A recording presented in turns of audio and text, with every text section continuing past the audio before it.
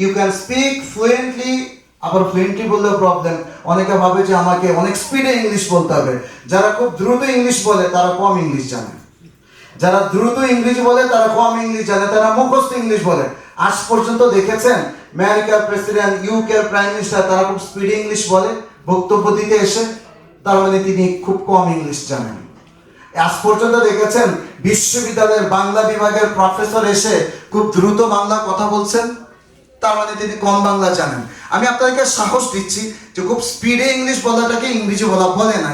English বলতে হবে শুদ্ধভাবে, আরেকজন যাতে অডিবল হয়, এটা যাতে আন্ডারস্ট্যান্ডেবল হয়, ইন্টেলিজিবল হয়, that is for the purpose of communication, communicative English. তো আমরা বললাম স্পিকিং নিয়ে। রিডিং, দেখেন বাংলা পত্রিকা যদি একজন 5 পাস মানুষকেও পড়তে দেয় সেও পড়তে পারবে। ঠিক তেমনি এসএসসি পাস করা ক্যান্ডিডেটকে ইংরেজি পত্রিকা পড়তে দিলেও, পড়তে গেলে তার হয়তো উচ্চারণ সমস্যা হতে পারে, তার ভোকাবুলারি সমস্যা হতে পারে, মিনিং বুঝতে পড়তে পারবে। কোনো জিনিস পড়তে পারাকে রিডিং বলে না। আই রিপিট, কোনো জিনিস পড়তে পারাকে রিডিং বলে না। এই সংজ্ঞা ভুলে যেতে হবে।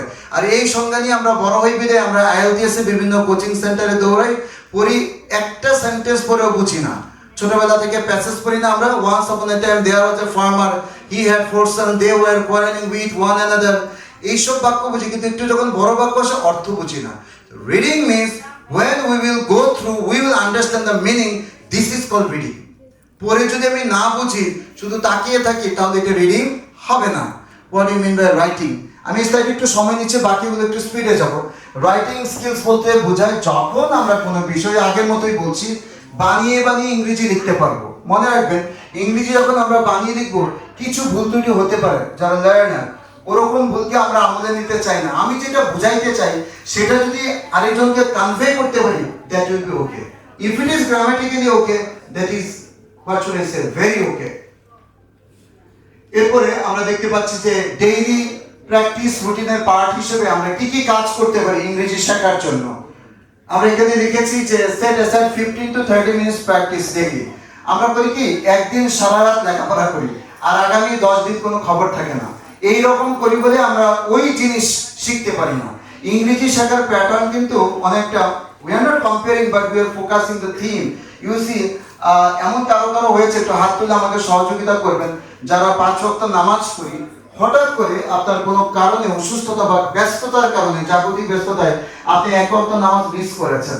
এমন কি হয়েছে? একটু সত্য কথা বলবেন, নামাজ নিয়ে কথা হচ্ছে, পরের ওয়াক্ত নামাজটা পড়তে ইচ্ছা করে না? কার কার এমন হয়? আমার হয়েছে।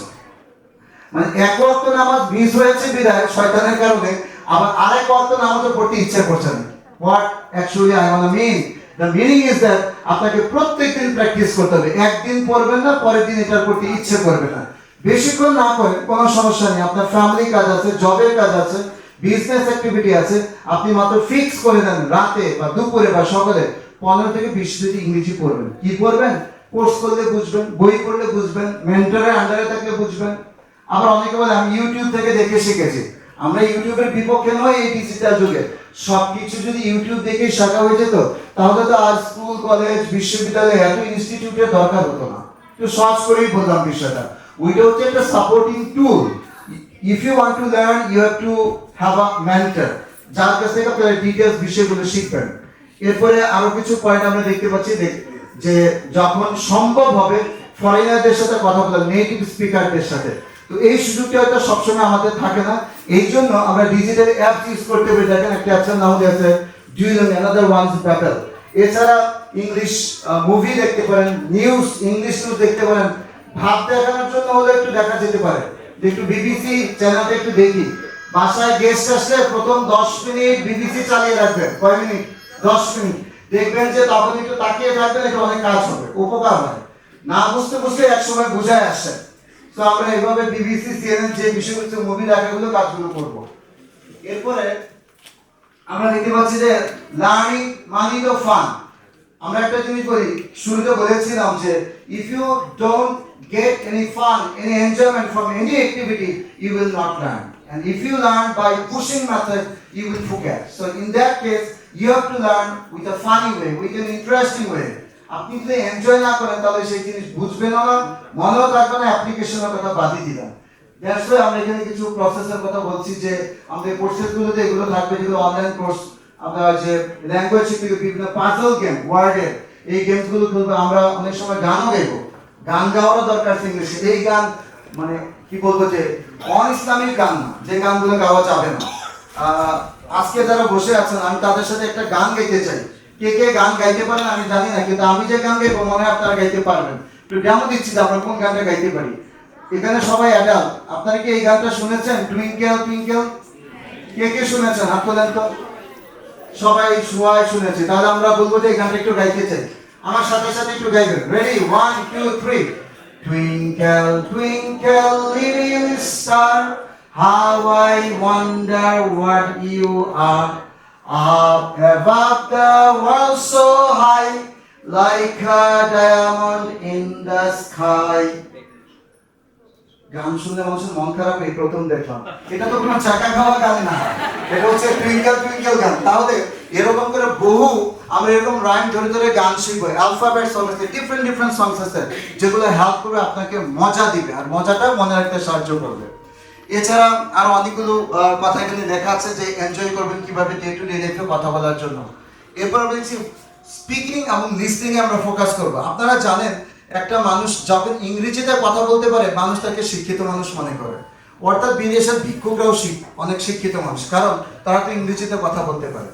আমাদের দেশে আমাদের দেখি, সুতরাং we should focus on speaking English first. কারণ আমরা যখন বলে না যে